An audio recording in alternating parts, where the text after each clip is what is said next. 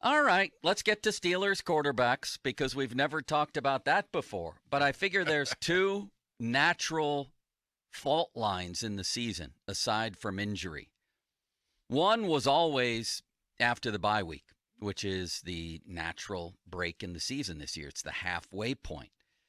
If you were going to switch quarterbacks, that would be a very natural time. And the other one would have been or would be now, really, because there's, a 10-day break between games.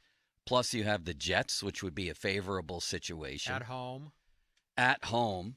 So let me start with this. Let's start it this way.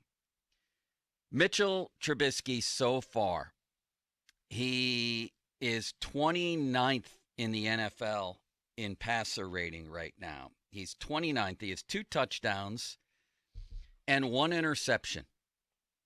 And he has one of the lowest the lowest yards per attempt in the league. He's completing 60% of his passes, which is very low nowadays. Give me one word to describe Trubisky so far this season. One word through 3 games. Mediocre. Okay. Mediocre.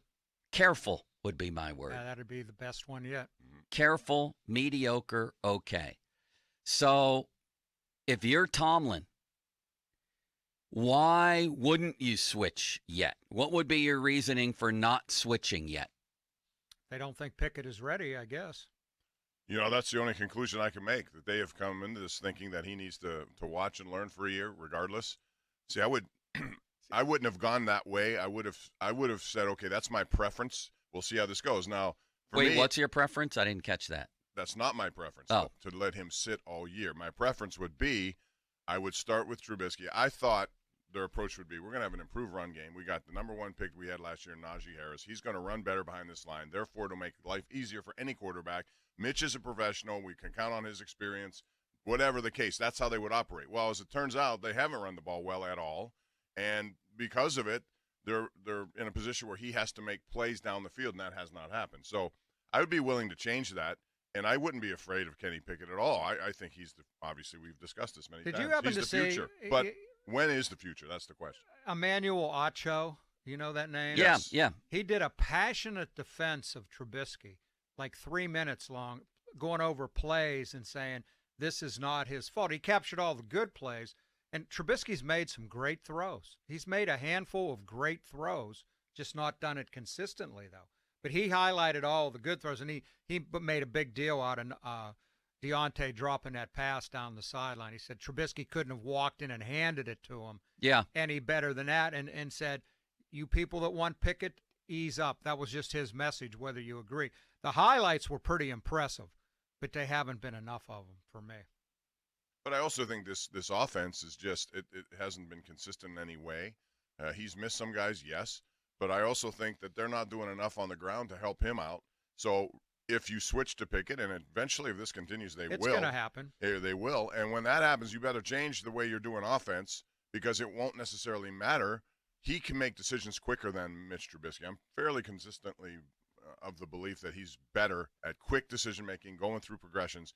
The one thing I've noticed about, and I don't know if this guy talked about it on your thing you're referring to, Ron, but he stares guys down. He does not look around.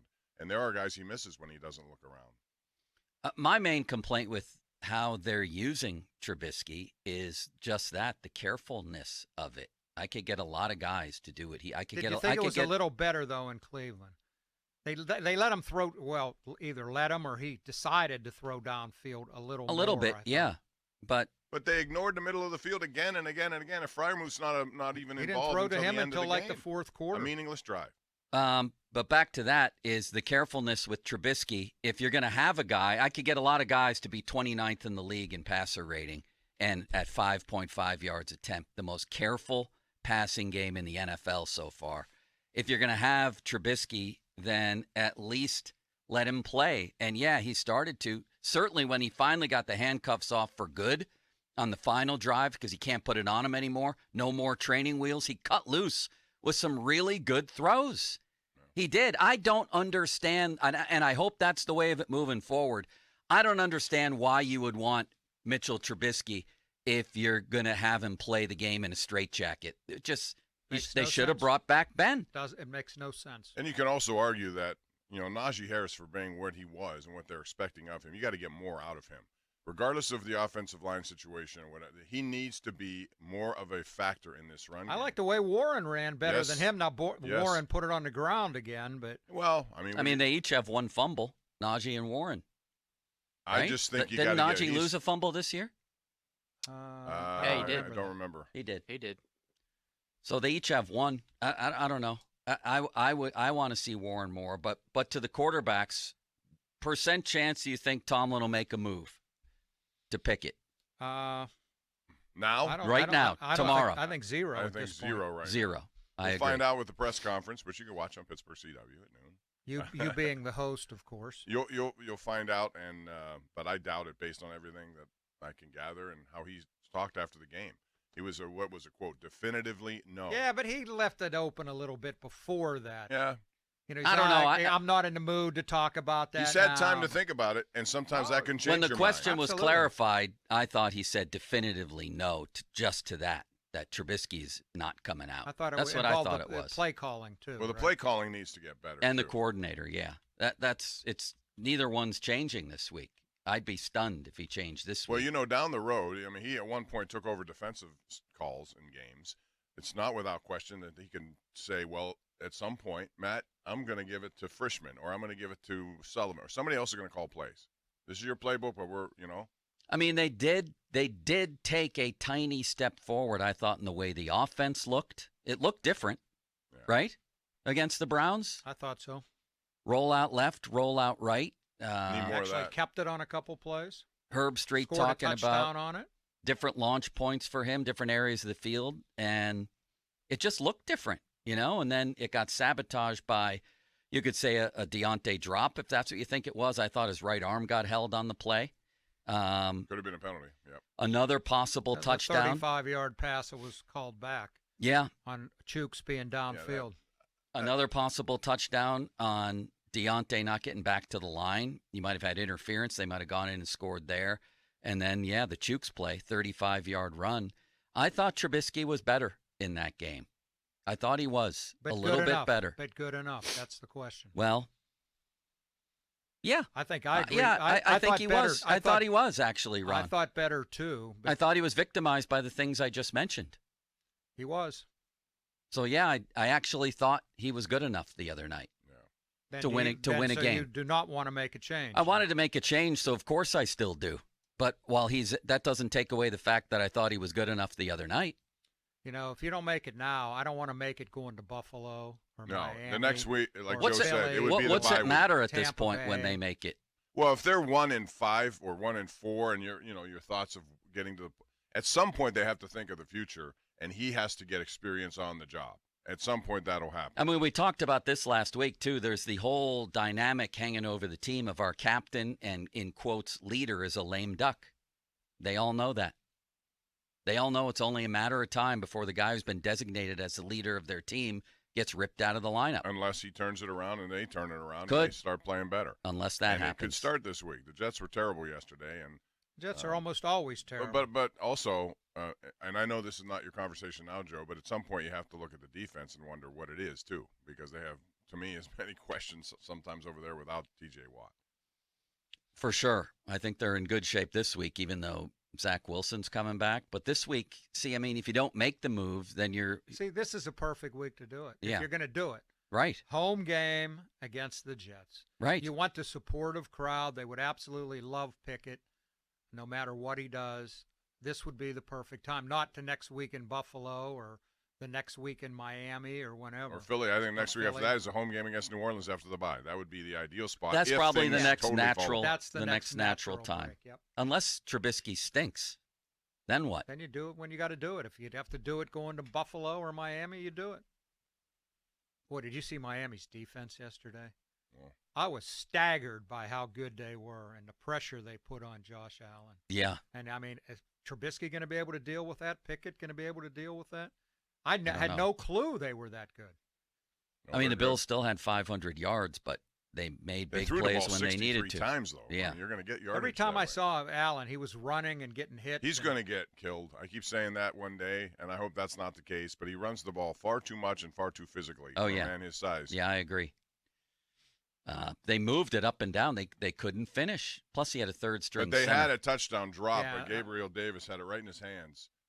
Right before Yeah, but did you see him do a Mason Rudolph bouncing one to a wide open guy on the fourth down what play? was that? That was Mason to Ray against Detroit. He, I don't know who took a worse beating than Allen's helmet yesterday because he kept taking it off and banging it on the ground.